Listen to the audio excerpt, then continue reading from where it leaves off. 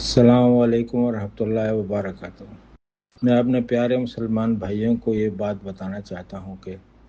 ہم اپنی عام مرہ زندگی میں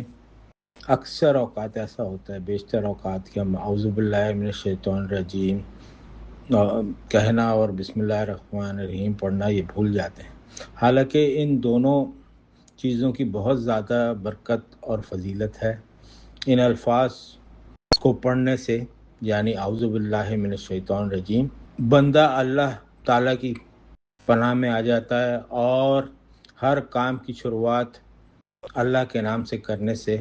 اس کی زندگی میں ایک خوشنما تبدیلی آتی ہے، اور اللہ کے نام کی برکت کے فضائل اور اللہ کی مدد شامل حال رہتی ہے۔ اللہ تعالیٰ نے قرآن میں ہمیں یہ بتایا ہے کہ شیطان تمہارا کھلا دشمن ہے، تو شیطان سے صرف حفاظت بندہ اسی طریقے سے کر سکتا ہے جب بندہ اللہ تعالیٰ کی پناہ میں آئے، کیونکہ اللہ تعالیٰ نے شیطان کو قیامت تک کے لیے بہت زیادہ اختیارات دیے ہیں کہ وہ انسان کو کسی بھی طرح غلط کام کی طرف مائل کر سکتا ہے۔ اس لیے اعوذ باللہ من الشیطان الرجیم پڑھنے سے انسان شیطان کے شر، وسوسوں اور اس کے نقصان سے محفوظ رہتا ہے، اور بسم اللہ الرحمن الرحیم پڑھنے سے اللہ کی رحمت کا نزول ہوتا ہے۔ کسی بھی جائز کام کے آغاز میں بسم اللہ الرحمن الرحیم پڑھنے سے کام میں اللہ تعالیٰ کی رحمت، برکت اور مدد شامل ہوتی ہے۔ حضور صلی اللہ علیہ وسلم کی ایک حدیث کے مطابق ہر جائز کام شروع کرنے سے پہلے بسم اللہ الرحمن الرحیم پڑھنا عبادت کے زمرے میں آ جاتا ہے، اور اس کا ثواب بندے کو ملتا ہے۔ رزق اور کام میں برکت ہوتی ہے، اللہ کی مدد شامل حال ہوتی ہے، بندہ مال، رزق اور ہر چیز میں اس کی خیر و برکت اور اضافہ ہوتا ہے۔ دعا کی قبولیت ہوتی ہے۔ یہ کام دعا کی قبولیت میں بہترین ذریعہ ہیں، انسان کو برے عمل سے روکتے ہیں اور شیطان سے محفوظ رکھتے ہیں۔ تو اس بات کا ہمیں ضرور خیال رکھنا چاہیے کہ ہر کام شروع کرنے سے پہلے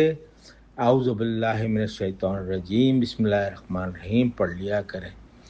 خاص طور پہ